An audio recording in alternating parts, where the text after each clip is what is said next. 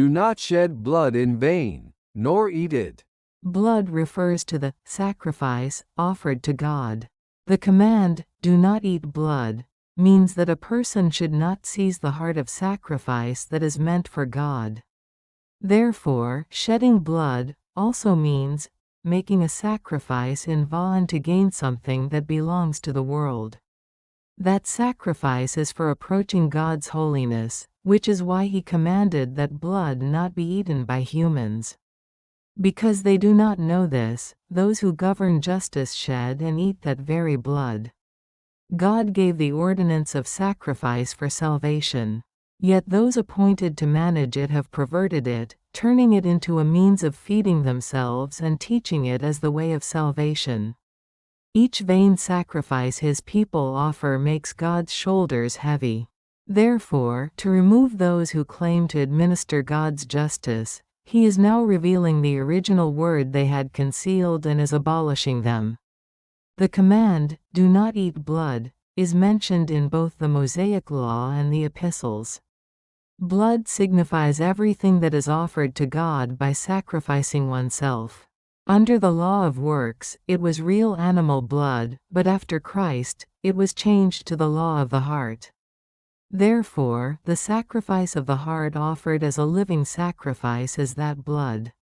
Ultimately, speaking of actual blood and ordinances today is an admission of not recognizing Christ. It is the same as the Jews who still define Christ as a cult figure, do not recognize Him, and speak of ordinances of works. Yet, those who claim to serve Christ today hold such beliefs, so they have all lost their reason.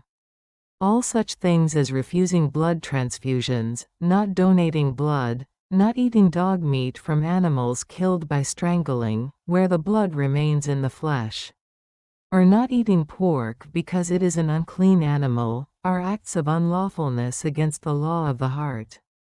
There is something that must not be misunderstood. The idea that regularly shedding blood and collecting it to give back to society is not a sin. Because it's not for the manager of justice to eat the blood is also wrong. Such rationalization is the beginning of evil. God is holy and the world is impure. Regardless of whether it's a sibling or family member, the moment one does something and makes it a boast before people, it is a vain shedding of blood, and it becomes defiled. I am speaking about this separately because today it is being circulated within society as if it belongs to God's goodness. Displaying one's sacrifice before people is an act that belongs to evil. Not good in the sight of God, because it contains the abomination of trying to offer something to God while also receiving praise from people. What is impure from the human heart is not an offering to God, and to do so while mentioning God's name is to take His name in vain. A person asked the following question: I have a question about offerings, after reading about not eating blood. When I read the Gospels, I get confused about whether to give offerings or not.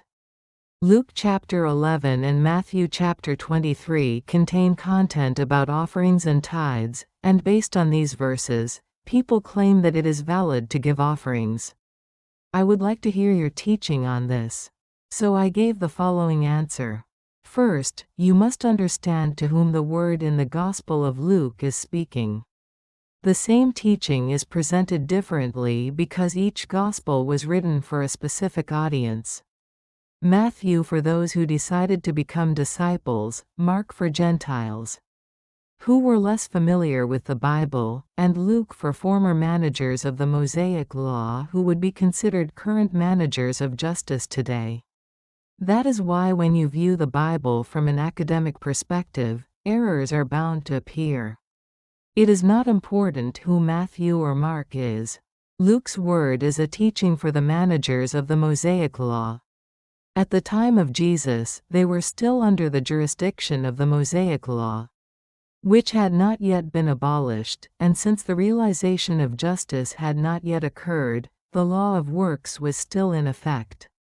Therefore, people under the Mosaic Law who heard that word had to pay tithes and offerings. This is because it was the law of works. However, with Jesus's fulfillment of justice, when the law of works transitions to the law of the heart, that too changes.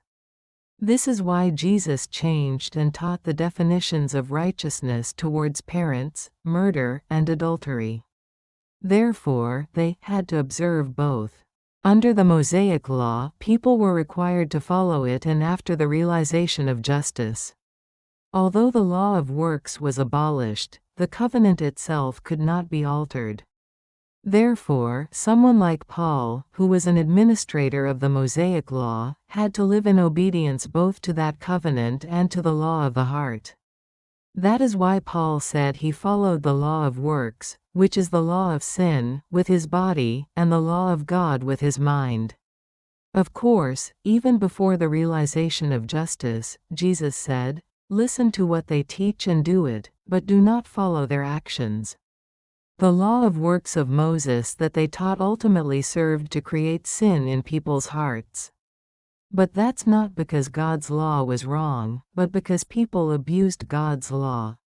That is also why Jesus completed the law of the heart, which humans cannot change. Furthermore, regarding Paul's collection of offerings, it is presupposed that they started it on their own accord. Paul did not establish an offering system. Rather, those who had means expressed their love for their brothers and sisters in a practical way, responding to the poverty around them.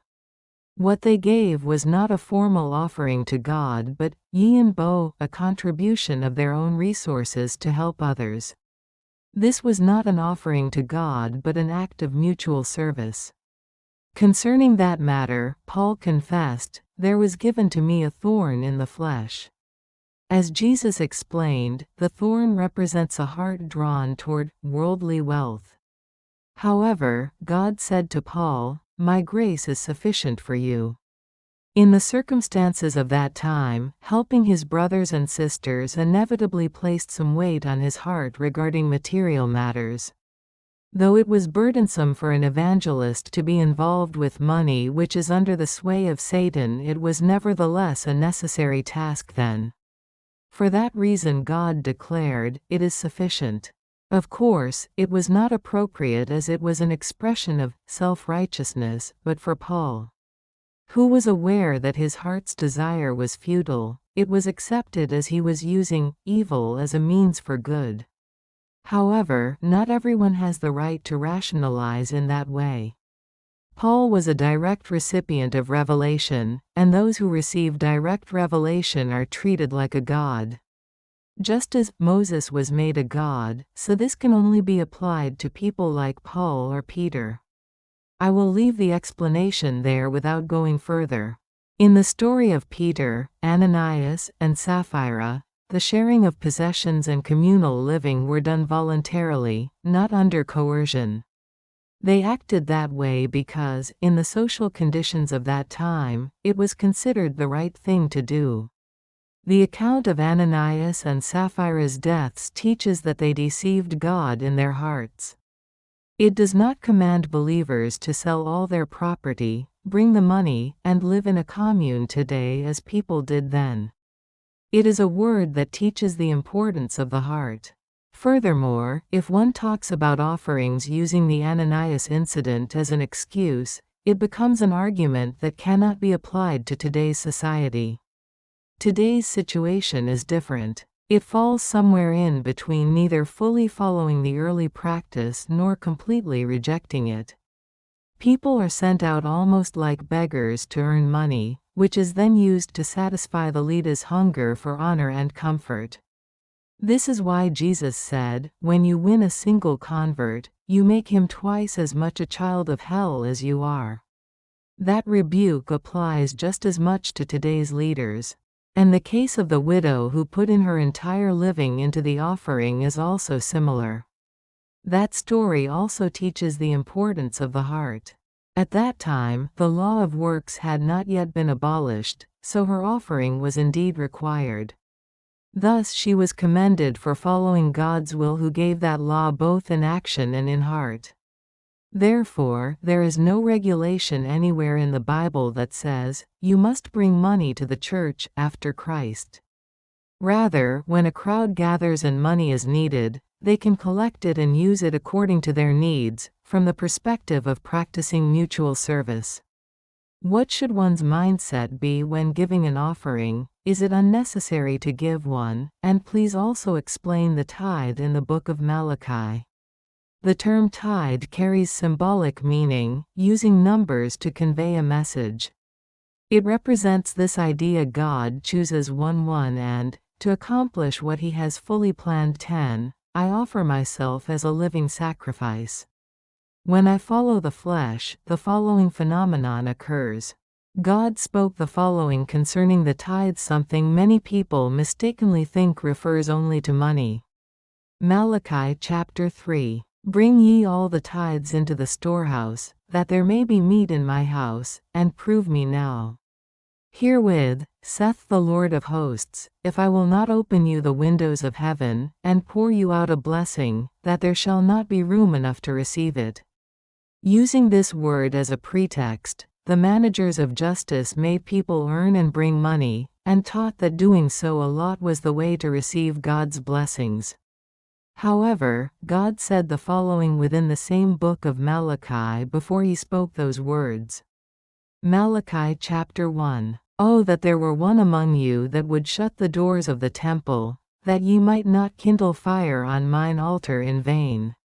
I have no pleasure in you, saith the Lord of hosts, neither will I accept an offering from your hand. And all the words before this verse are rebukes, saying that he cannot endure what they bring with a perverse heart. They paid no attention to those words, and only the last verse entered their hearts. What do these words mean? What God desires is not empty rituals but the heart. He gave the law of works as a function for self-awareness because the heart is weak, to use it as a means to offer the heart to God.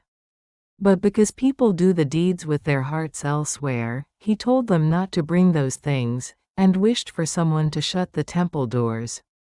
Today, this is the abolished law of works, and in the law of the heart, a tithe means a living sacrifice. It is an embarrassing question to even ask, but would God the Creator need material offerings given by the hands of people living in an illusion? This is how my sacrifice can become an offering to God. One must fast and give alms as a bodily exercise that has some benefit for the heart, but do so without the recipient. Knowing who you are, and without others knowing you are fasting. Not for your own satisfaction, but following the teaching to love your brother. Giving and fasting with the heart that you will receive your reward from God, not for a relative love. When you do that, your sacrifice becomes an offering to God. If you want to give a contribution to your brother, you can do so for the one who came last. Also, if in the eyes of the one who came last, the situation of the one who came first seems more difficult than yours, you can do it for him. Furthermore, in both cases, you should not consider it an offering to God. It is merely an act done by oneself for oneself. However, since that act is ultimately doing good according to the law of the heart, it is rewarded by enabling you to understand wisdom that erases the evil in your heart. I hope you do not become a lawless person in your heart and hear the words, "Depart from me, ye that work iniquity." A contribution is merely a physical exercise with some benefit, like fasting. Praise is not expressed with the voice, but with wisdom. Psalm chapter 47. Praise God with a psalm of wisdom. This verse means, unfold and convey the profound meaning you have understood through wisdom. This is why we must deeply study the Word and progressively grasp its inner meaning, because God's Word has a poetic character. There are no teachings in the Bible that tell us to sing songs with melodies. To claim that creating and singing hymns and sacred songs is following the command to praise is to distort the meaning of the Word and turn it into a mere illusion. The use of music as an art form in education was originally intended as a means of spiritual education. In both the East and the West, such mental training was employed by those who sought power to maintain social order. Music was used as a means of governance by those aiming to control society.